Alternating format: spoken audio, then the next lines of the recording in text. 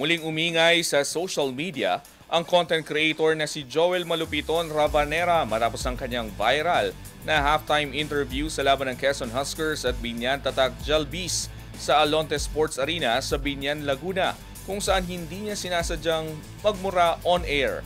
Ang ibang detalye alamin sa pag-apante ni Carlo Villaseñor. Lahat guys, naririnig niyo ba ako? Boy!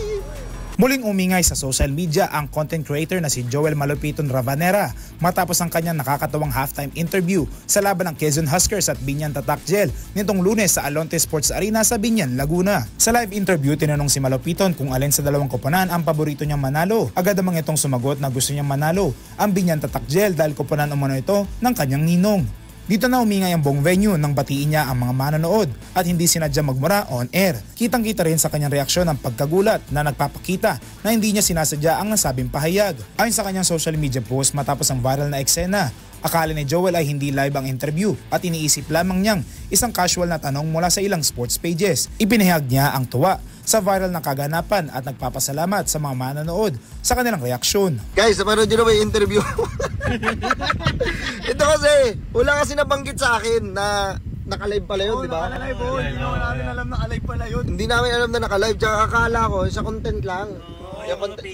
Yung mga pages na sports, mga ganun-ganun. Wala akong idea talaga na naka-live sa TV na napapanood ng iba na na naka-live. Hindi ko alam na ganun. Eh, wala. Nabitawang ko lang. Pero totoo yung idol, pag nakashoot sila, tawa ka ng tao. Pag nakakashoot po yung Binyan, tawa ko na tao. Siguro, umiran lang ka-demonyo ng bibig. Bumitaw.